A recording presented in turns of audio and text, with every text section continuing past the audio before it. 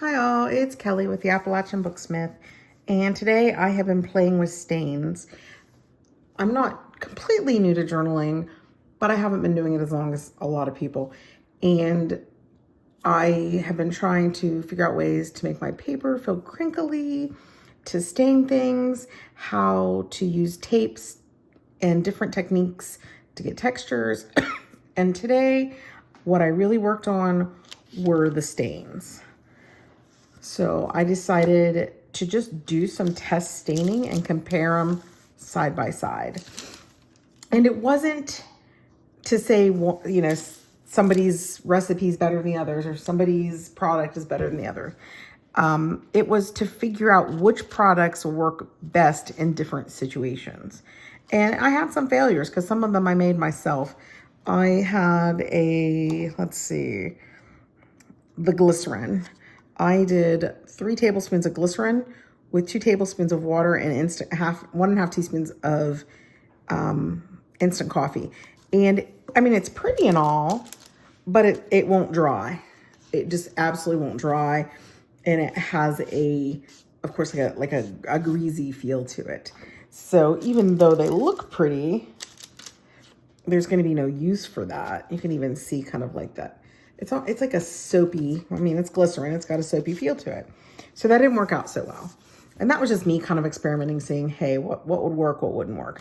So I decided to use the different stains, stain some graph paper. And this is some copy paper that I sent through my copier. And then I decided to stain some pieces of cardstock that were white but had some kind of design on it. And then I've got out an old music book and cut up a page and used that. And I did a whole video on me staining all these. And then after watching it, I decided it was incredibly boring. I can just come on here and show you what I did. And the first stain I have on here, and I'm going to look primarily at these because there's a whole lot of coolness that I figured out and learned doing this. So the first one on here is the recipe for Jo's Jersey Journals. And she had a recipe, and I'm not going to tell her exact recipe.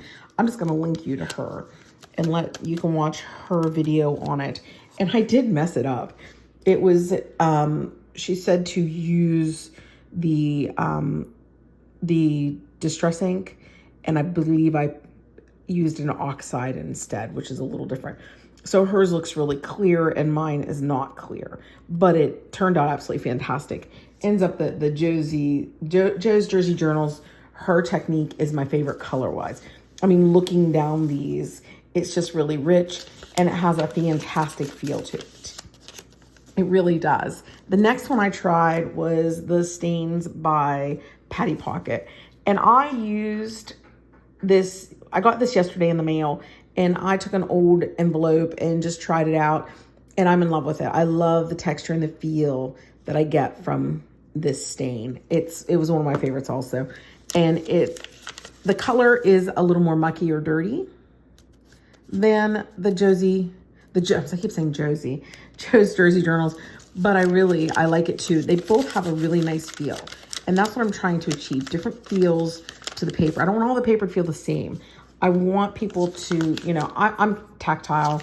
I mean, most people who are into art are, and it's just how it is. And so I really like these because of that feel.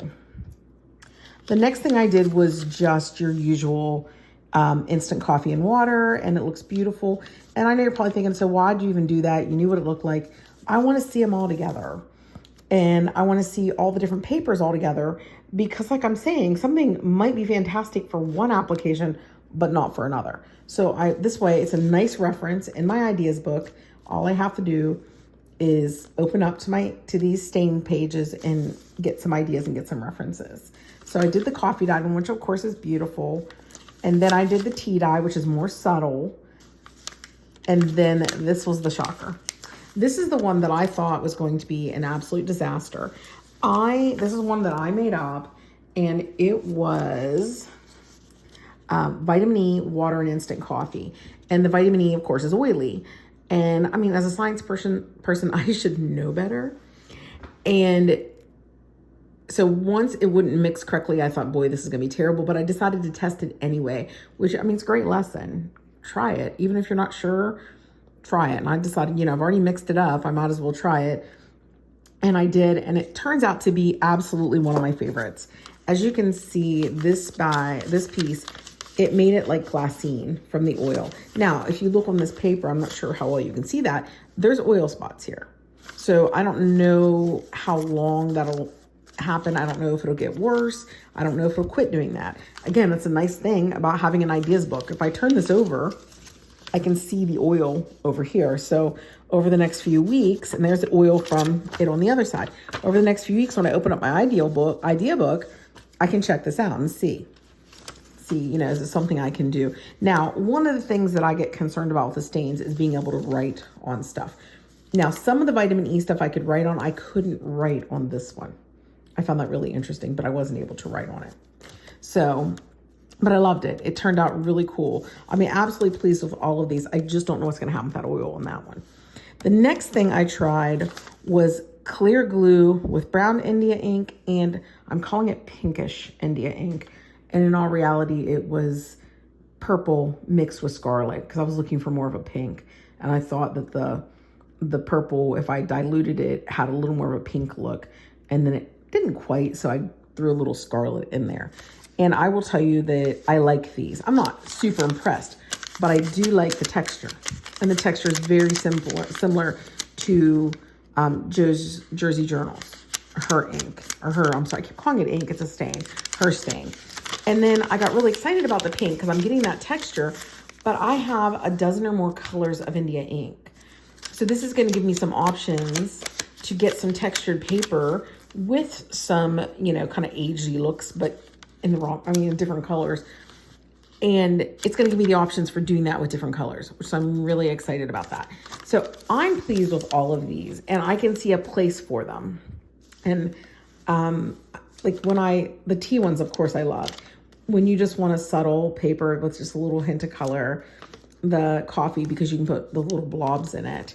Now, another interesting thing that happened with the vitamin E is when I was dyeing the music paper, the oil kind of pooled on the paper, and I didn't wipe it off. I just thought I'll just sit and we'll just see what happens. And it did dry, and it feels really good. And looking on the back, there is that oil back there, so I don't know how that's going to work out. But this is really pretty. I'm hoping it works out. I'm thinking that I might dye several pieces of paper, excuse me, maybe put them between paper towels and iron them and see if I can pull the excess oil out, because the feel of this is so nice. It feels like glassine, but almost thicker. It's just really fantastic. I really liked it. So what I decided to do is just kind of lay them aside from each other. So this is just your regular copy paper. It's a little higher end copy paper that we buy. It's a little heavier, but it's copy paper. And I wanted to see what would happen if I dyed digitals that I printed on my printer. Sorry, I've got this all turned funny. And I'm pleased, all of it. And again, the Jo's Jersey Journals are absolutely fantastic. I'm incredibly pleased with it. But again, I'm pleased with all of them. The tea one was a little too subtle, but, and again, that almost that glassine feel to it. And this one was incredibly subtle, but still, if I'm wanting that light tea dye color, but I'm wanting that texture, that little bit of glue in it, it's a really good choice. And again, I was able to write on it. And bizarrely enough, I could write on this one with the vitamin E, but not the other one. It's just kind of funny. But yeah, I was very pleased with that. So this is more like I kind of consider this like notebook paper, because this was out of a notebook, just a notebook with the graph paper. And this is copy paper. And then I did cardstock. And here's the funny thing. I don't know where the cardstock went for the two India ink ones. I'm not too worried about it because I have a feeling it's going to feel similar to the Jo's Jersey Journals one. And out of the feel of all of these with the cardstock, this is my favorite. It has made it very substantial. I love the color of this. I like the richer color. I don't dislike this. I don't dislike this feel. I just happen to like this a little bit more. And of course, the coffee and tea I've done before. And here's that vitamin E. Now here, it doesn't feel oily. And I'm not seeing oil on there. So I don't know if the cardstock just sucks up that vitamin E. I'm not really sure. Because I'm not seeing all the oil. And it doesn't have the same feel. It's pretty. And it did a little bit of that pooling. But it doesn't have the oily feel. So there must be something in that paper. And the last thing I used I dyed or stained was old music paper. And this is from a book that I would say is over 50, maybe even over 70 years old. And I'm incredibly pleased yet again with all of them. And they all seem to have a place or that would match with one book or another. Again, my favorite, I mean, Jo's Jersey Journals, her ink recipe, her stain recipe is phenomenal. And I watched her make it, and you know, she was just very laissez-faire. Like, listen, I use this, and this. Add water till you get the consistency you like, and boom. So that's what I did, and it was right on the money. So again, I'll definitely be linking her to this video. And again, I like the Patty pocket. I am going to use it. I will buy it. I like it. I just like this one a little more. The coffee, just your typical. I like coffee because you can coffee stain and drip on it and get different effects. I really like that. And then the tea stained, the vitamin E. Actually, I just said that Jo's Jersey is my favorite, the music paper, but that's really not true. This vitamin E one is just so pretty. And I think I can get that same effect from the coffee, except this just feels outstanding. And I'm not sure if it shows up very well, but it has a little bit, it's not as opaque as the other ones. And then these ones feel wonderful.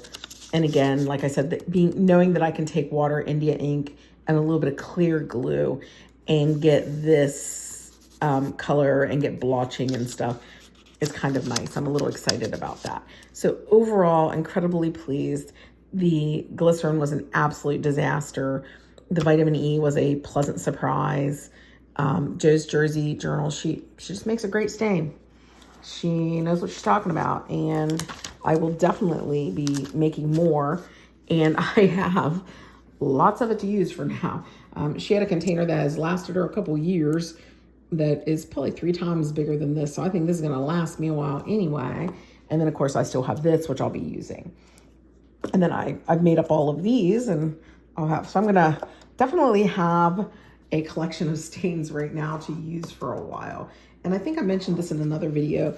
I love these. I use these containers from Walmart. They're in the section where paper towels and that kind of stuff is.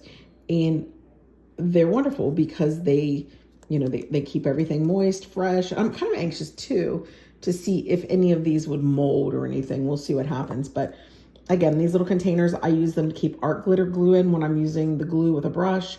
If I'm custom making a color, I did a Valentine's journal and I needed the correct pink and I didn't know how much I was going to need and I didn't want to run out, so I made a little extra, and so I put it in one of these containers. And these are a little bigger than, of all things, it's larger than like a Jello shot container. It's a little bit larger. I'm sure these hold a 1/4 cup or more. Actually, they look like they could hold a 1/2 cup, but they're really wonderful. And I couldn't imagine not having them in my kitchen, and I definitely couldn't imagine not having them in my craft room because I use them all the time. So hopefully this is helpful. More than likely, most of you have already done this type of thing. If you've not done this type of thing, I'm going to highly recommend this. I am in love with my ideas book. This has been a fantastic idea, and I have absolutely used it. Even when even when I'm watching YouTube videos. I watch YouTube videos and I get an idea and I never draw, and I later go, well, I really want to do that, but I don't know where to get it. Well, there you go. So when I find something on a YouTube video that I find really interesting, I write down the YouTube, what the video is called, who the YouTuber is, and a brief description of the idea. And like right now, I'm finishing up that steampunk journal. It's there. My Marguerite Miller ideas for my Marguerite Miller collaging are here. There's just so much. And again, I think I showed this before. These books are phenomenal, and they are from Renovated Books on Etsy. And I love this book. I even had some teenage girls here yesterday, and they fell in love with them. And they just thought that stitch was beautiful. They liked how it had pages from the original book in it. So I just think they're absolutely fantastic. And if you get a chance to check them out, I would recommend it. And there is a lot of tutorials on how to do this. And honestly, I'll have to admit, I tried and I failed miserably. I don't know why, of all the things I do, that I cannot get the Coptic stitch correct, but I absolutely cannot. But that's okay. I'd rather just go ahead and give them the business and buy these books from them. So hopefully that was helpful, inspirational. And again, I recommend doing this. It's just really, I've learned a lot by using this ideas book and putting the things that I do in this book. So thank you for watching. I hope I've inspired you in any way.